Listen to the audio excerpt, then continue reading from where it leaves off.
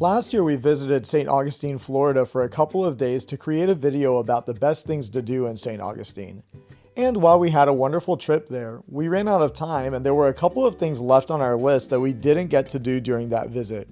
So today we've returned to Saint Augustine again to visit the Colonial Experience, the Saint Augustine Aquarium, the Ripleys Believe It or Not Auditorium, a couple of restaurants which were recommended to us, and the Saint Augustine beaches. Our day started with the Saint Augustine Colonial Experience. During our previous visit, we visited the Fountain of Youth, which includes some historical exhibits and reenactments.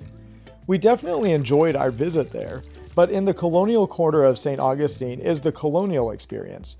And this caught our eye because we previously visited the Pirate Museum, which is located right next door, and the Castillo de San Marcos, which is right across the street. We are thankful in this video to have been hosted by the Colonial Experience. The Colonial Experience provides a guided tour through the history of colonial St. Augustine. Be sure to check tour times in advance of your arrival to St. Augustine to better plan incorporating this attraction into your day. In 1565, Menendez sailed the ocean. In the first exhibit, the tour guide tells of the founding of St. Augustine and sets the stage for the other exhibits throughout the tour.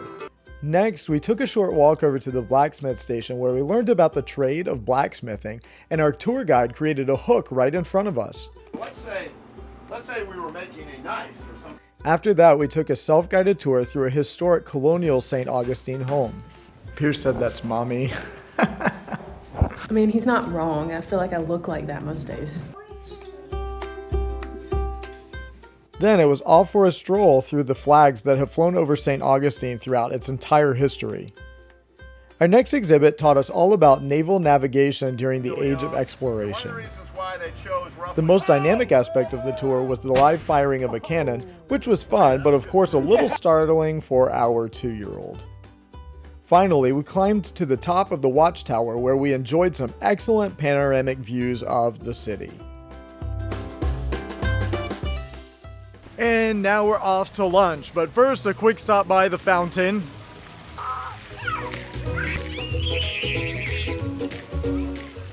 During our last trip, we received several recommendations from a local friend for delicious food in St. Augustine, but we didn't make it to all of those places on the list.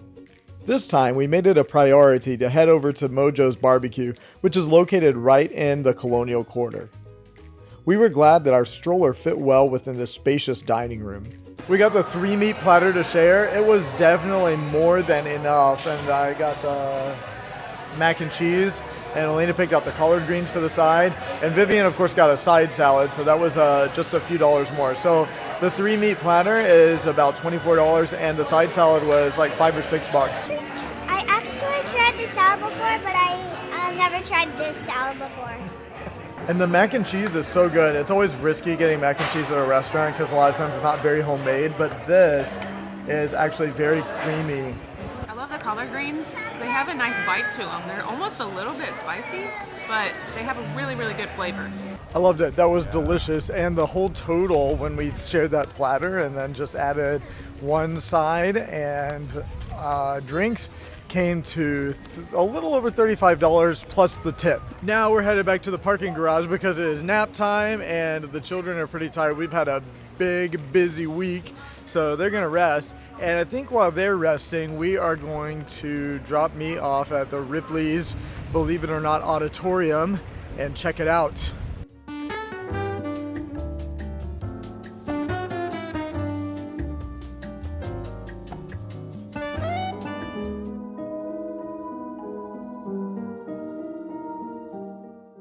I think it'll be fun to explore this a little bit by myself because, to be honest, in the Ripleys museums, sometimes there are some pretty unusual things that are kind of frightening to our children. And frankly, I'm probably the only person in the family who really enjoy it right now anyway. Cool thing is that there's some fun things to do on the outside that don't cost anything to go through or explore. I'm excited because I've always wanted to go to this one. It's the flagship Ripleys Museum. We've been to the one on International Drive in Orlando and also to the one in Panama City Beach, Florida. Right here you can learn all about the process of shrunken heads. I have traveled.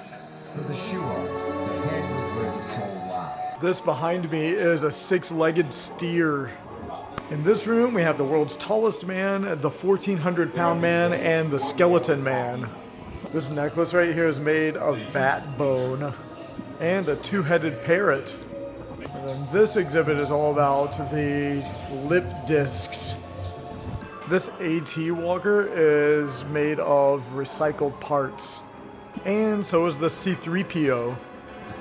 This exhibit has some unusual coffins. And this is a pirate shooting gallery. And of course, you've got to exit through the spinning tunnel into the gift shop. And of course, there is a life-size replica of Michelangelo's David statue, one of only 2 replicas that are exact to the original in the entire world. Since I happened to finish my tour of the Ripley's Auditorium pretty early, I'm taking a quick walk down the road just a little ways. There's a cathedral with a giant cross. Can't remember what it's called, so stand by. There's some kind of giant fair going on behind here.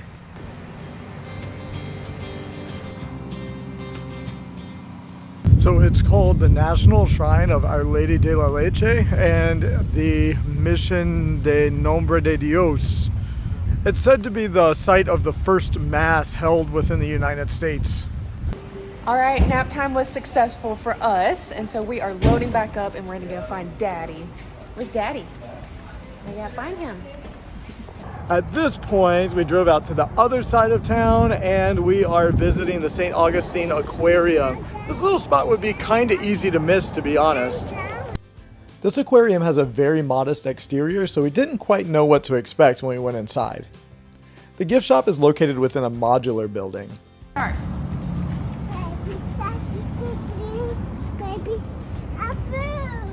Pierce is so excited right now. He keeps walking around singing, "Baby shark, doo doo doo doo doo doo," and he's trying to find the sharks. And behind the building are a few exhibits and fish tanks. We received a personal guided tour where we learned all about Florida marine life. Our children always enjoy when we have the opportunity to stop by a good touch tank. You want to touch him again? Here we got to pet a starfish and a horseshoe crab.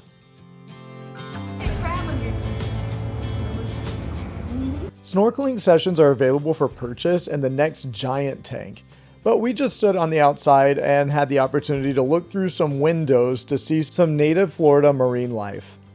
It was really a lot of fun to watch this stingray dance around in front of us. He spiraled and spiraled in anticipation that we had perhaps brought him And then I food. give him food. So he just started doing it even if the target... Next up, we headed over to visit with the Nerf sharks. Shark feeding is an add-on option which is available during your visit, but on the day of our visit, some school groups had already passed through and the sharks weren't hungry anymore.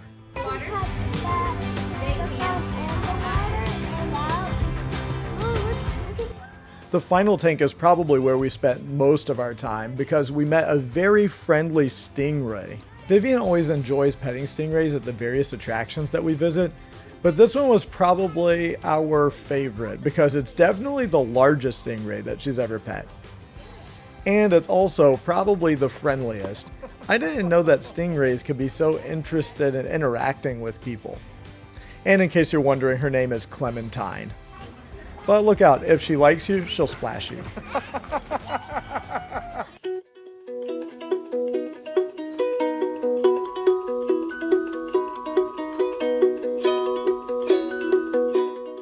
Before we head to dinner, we decided that we would head out to the beach. We got a couple of shots of the lighthouse, and then we also have gone to the playground for a little bit. We are big fans of playgrounds, obviously, and we are big fans of the beach. So a playground on the beach is always a win for us. And for just a few bucks, you can go out onto the pier, and it's a little bit less for sightseeing, a little bit more if you pay for fishing.